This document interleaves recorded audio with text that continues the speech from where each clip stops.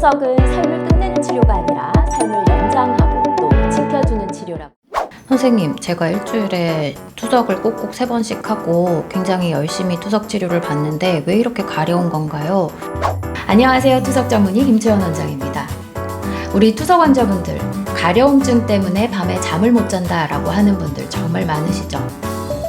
보습제를 발라도 효과가 없고 가려움증 약은 효과가 그때뿐이다 라고 하는 분들 정말 많으신데요. 투석 환자의 가려움증은 일반 피부 질환과는 조금 성격이 다릅니다. 오늘은 투석 환자의 가려움증의 원인과 치료 접근법에 대해서 함께 살펴보겠습니다. 투석 환자분들이 가려움증을 느낄 때 이게 단순히 조금 간지럽고 많은 정도로 끝나는 경우가 대부분 드물죠. 피나도록 긁는다라는 그런 고통은 사실 겪지 않고는 쉽게 느끼기 어려운 증상인데요. 투석 환자의 심한 가려움증은요, 환자분들의 전신 컨디션, 수면 상태, 삶의 질 전체와 직결되어 있습니다. 그렇기 때문에 투석 환자의 가려움증을 관리하는 것은 정말 중요한데요. 이 원인을 한번 먼저 살펴보자고요.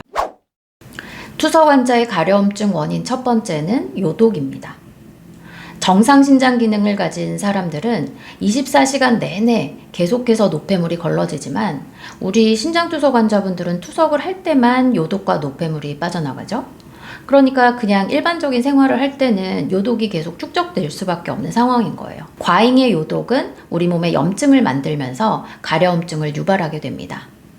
결국 가려움증의 원인이 우리 몸 안에서 시작하는 거예요. 투석 환자의 가려움증을 유발하는 원인 두 번째는 바로 인입니다. 인은 사실 대부분의 음식에 들어있기는 한데요. 특히 인이 많이 함유되어 있는 음식으로는 잡곡, 견과류, 유제품, 그리고 무엇보다 인이 많은 음식은 바로 첨가물이 들어있는 가공식품, 외식입니다. 인은요, 우리 몸에서 칼슘이랑 결합을 해서 피부 아래에 있는 신경을 자극하거든요.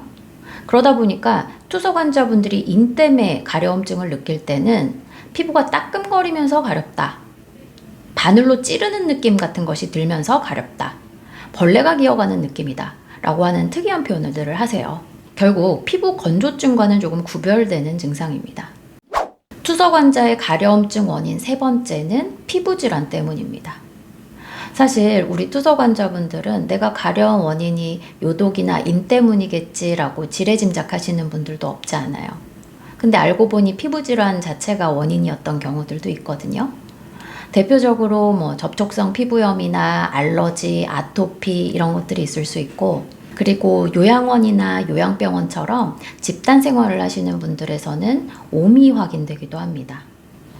우리나라 경제 수준도 올라가고 위생 상태가 좋기 때문에 일상생활에서 옴을 확인하기는 그렇게 쉬운 일이 아닐 수도 있지만 집단 생활을 하는 경우에는 심심찮게 발견이 되기 때문에 정확하게 진단을 하고 또 치료를 하면 또 해결이 되니까요. 너무 걱정하지는 마십시오. 그리고 마지막으로 우리 투석 환자분들의 가려움증의 가장 큰 원인은 바로 생활 습관과 투석의 질과 연관되어 있는 경우가 많습니다. 생활 습관은 대부분을 차지하는 원인이 식습관이고요. 아까 말씀드렸던 인을 너무 많이 섭취하게 되면 필연적으로 가려울 수밖에 없겠죠. 그리고 평소에 샤워를 하실 때도요. 너무 뜨거운 물이나 너무 차가운 물로 샤워를 하시기보다는 미지근한 물로 샤워하시고 또 순면 제품을 이용하시고요.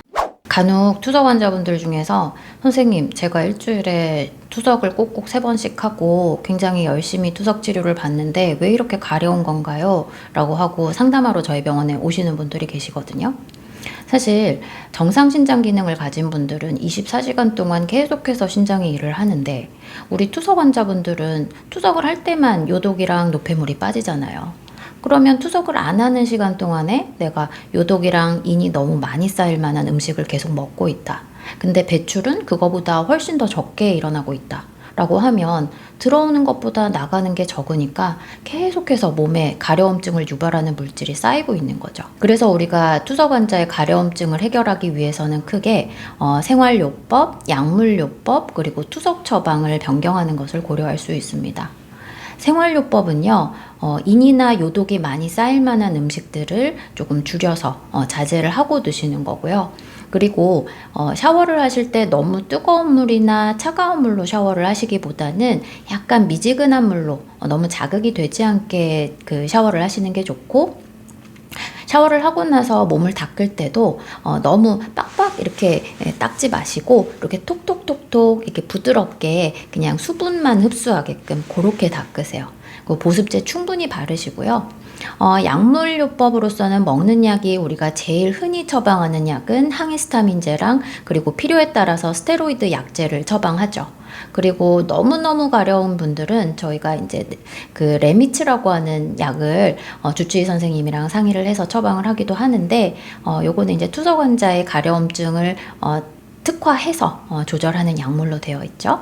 그리고 이제 스테로이드 연고나 뭐 타크로리무스 연고, 그리고 강선 치료 이런 것들도 병행을 할 수가 있고요.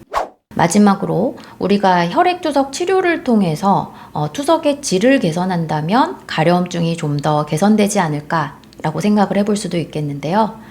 HDF 치료와 확장혈액 투석, HDX 치료를 통해서 우리가 가려움증의 원인 물질인 중분자 물질을 효과적으로 제거를 하면 가려움증이 개선될 수 있다고 알려져 있습니다. HDF 치료는요, 기존에 우리가 여과라는 원리를 통해서 노폐물을 제거했던 것에 더해서 대류의 원리를 붙여서 효과적으로 중분자 물질을 제거할 수 있는 것이고요. HDX 확장혈액 투석은 이미 환자분들도 잘 알고 계시는 테라노바라고 하는 투석 필터를 활용을 하는데요. 이게 미디엄 컷오프 멤브레인이 이제 역시 중분자 물질을 잘 제거하기 때문에 가려움증을 개선하는 데 도움이 될 수 있다, 이렇게 알려져 있죠. 그리고 경우에 따라서는 투석 필터를 바꿔보는 것도 고려해 볼 수 있습니다. PMMA 멤브레인 기반의 NF 다이라이저 같은 것들을 예로 들 수 있는데요.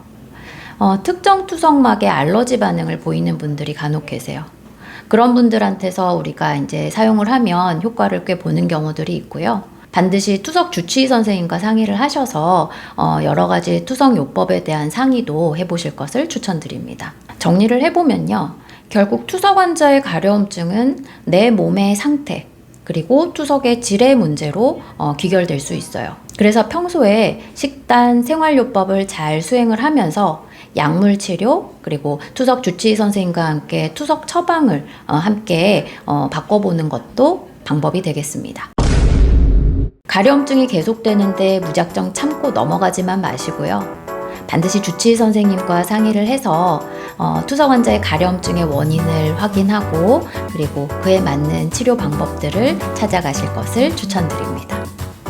오늘 제가 준비한 내용은 여기까지입니다. 구독, 좋아요 부탁드리고요. 다음 시간에 더욱 유익한 내용으로 함께 찾아뵙겠습니다. 감사합니다.